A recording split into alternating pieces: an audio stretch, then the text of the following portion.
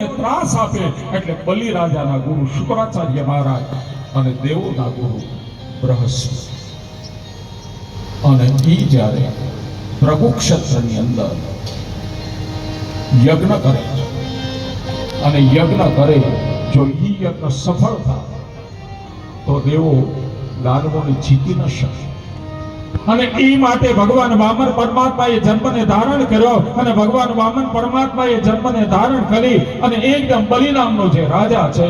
એ બલિ રાજાની પાસે આજે 3 પગલા પૃથ્વી માંગે છે